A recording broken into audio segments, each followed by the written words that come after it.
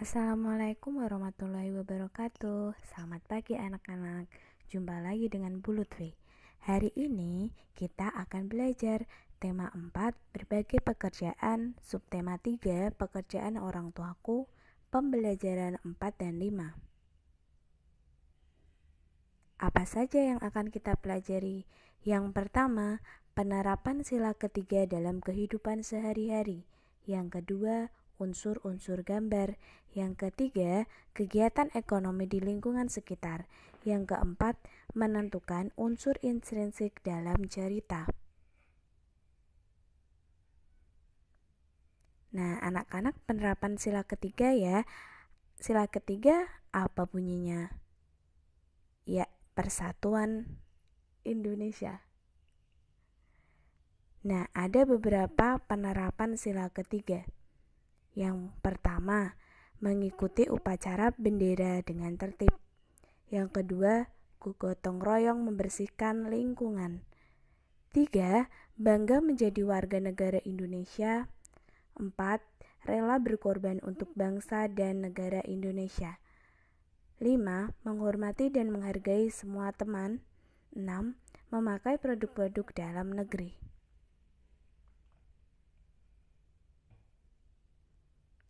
Nah, anak-anak, kita belajar kegiatan ekonomi di lingkungan sekitar ya. Ada proses pembuatan kain dan baju. Yang pertama, pasti kalian tahu kalau baju itu berasal dari pohon kapas. Nah, bunga kapas ini diambil kemudian dikeringkan di bawah terik matahari selama beberapa hari. Kemudian dipisahkan antara serat kapas dan biji kapasnya. Lanjut ke proses memintal kapas.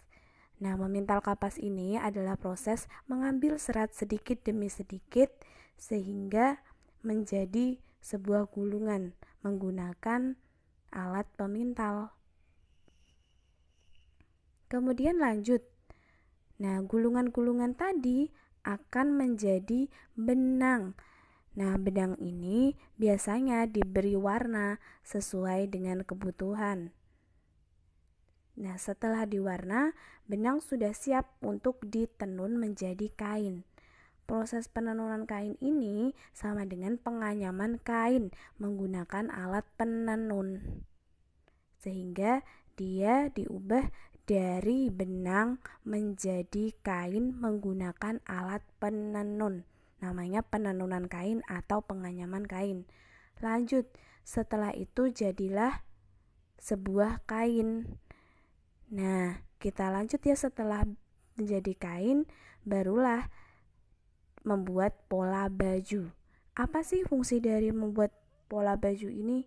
Nah, fungsinya agar penjahit tidak salah ketika memotong bagian-bagian baju. Nah, ini sangat penting ya.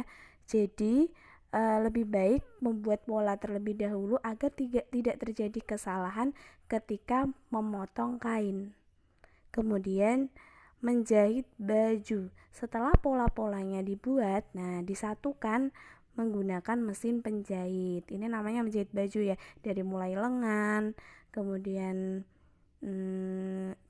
bagian tengahnya, leher, dan lain sebagainya. Itu disatukan agar menjadi sebuah baju dengan tentunya alat menjahit. Nah, jadilah sebuah baju yang bisa kita pakai. Kita lanjut ke unsur-unsur gambar. Nah, unsur-unsur gambar ini ada beberapa ya anak-anak. Ada titik, garis, bidang, bentuk, warna, tekstur, gelap terang, dan ruang. Kita mulai dari titik. Titik merupakan unsur gambar yang paling kecil. Nah, unsur pertama yang akan kamu sentuhkan di kertas itu pasti titik. Kemudian garis. Garis merupakan unsur yang terbuat dari rangkaian titik-titik yang terjalin memanjang menjadi satu. Bidang. Unsur gambar yang terjadi karena pertemuan dari beberapa garis bidang dibatasi oleh kontur yang membentuk gambar dua dimensi. Bentuk: unsur gambar yang terbentuk karena adanya ruang dan volume. Warna: unsur gambar yang terbuat dari pigmen atau zat warna. Warna terbagi berdasarkan jenis warna, sifat warna, dan makna dari warna. Tekstur: keadaan permukaan suatu benda. Ada dua jenis tekstur, yaitu tekstur nyata dan tekstur semu. Gelap terang: keadaan suatu bidang yang dibedakan dengan warna tua untuk gelap terang untuk gelap dan warna muda untuk terang. Jadi kalau kamu lihat kalian punya pensil warna, itu kan bisa membedakan ya, mana warna yang tua itu pasti agak gelap atau bahkan gelap sekali, dan warna yang muda, nah itu masuknya terang.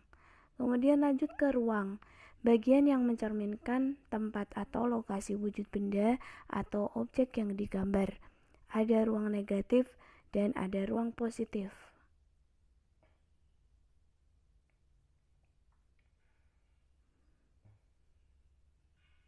Yang keempat, unsur intrinsik dalam cerita. Kita sudah pernah mempelajari unsur intrinsik dalam cerita ya anak-anak.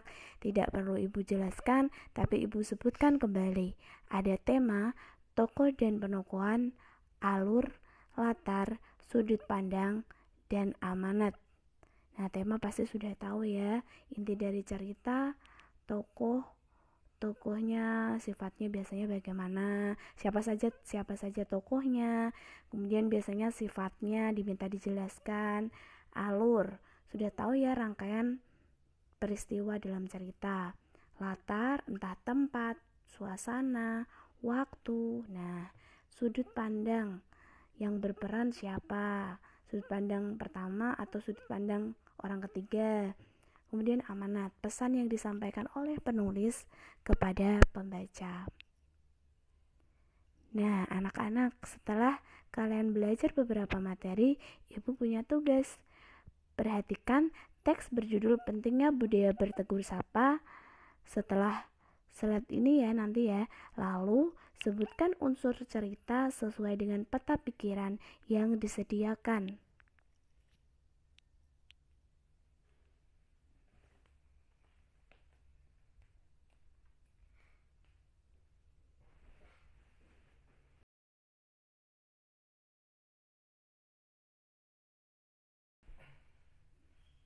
Terima kasih, selamat mengerjakan anak-anak. Jangan lupa selalu belajar, selalu bersyukur, dan tetap semangat menjalani aktivitas. Sampai jumpa kembali. Terima kasih. Wassalamualaikum warahmatullahi wabarakatuh.